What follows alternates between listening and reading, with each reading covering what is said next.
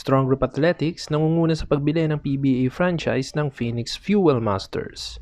Matuloy man ang umuugong na balitang ito, magiging talaga namang kapanapanabik ang ating pambansang liga, ang PBA. Bagong kupunan, bagong aabangan, bagong kumpanya, at iba't iba pang magagandang factor ang kaya nitong idulot sa liga.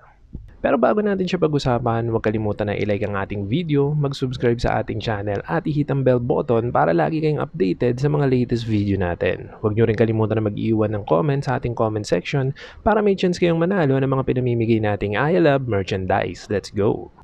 Ang Strong Group Athletics ay gumagawa ng hakbang upang bilhin ang prangkisa ng Phoenix Fuel Masters. Ang report na ito ay agad na pinag-usapan at umugong sa social media pagkatapos ng balita na ang Star Horse Shipping Lines ang kukuha ng prangkisa ng Terra Firma sa PBA. Sa kaso ng Terra Firma, parehas bukas sa publiko ang dalawang panig sa negosasyon at parehas aktibo sa pag-uusap. Hindi katulad na sa Phoenix na mariing itinatanggi ng team na lilisanin na nila ang liga. Aminado ang SGA na mataas ang kailangang pakawalang budget para magkaroon ng prangkisa sa PBA.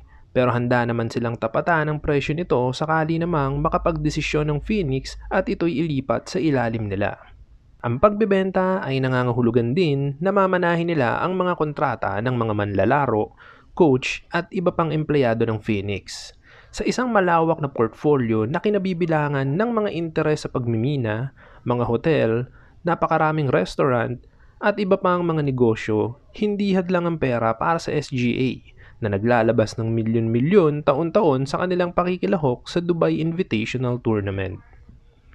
Ang pamamahala ng isang professional na koponan sa sports, gayunpaman ay hindi na bago sa Strong Group na nagmamayari ng Zeus Coffee at ng Farm Fresh Foxy sa Premier Volleyball League.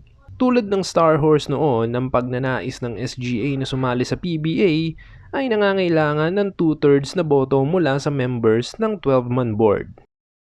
Ikaw, ano sa palagay mo? Swak nga ba sa PBA ang Strong Group Athletics?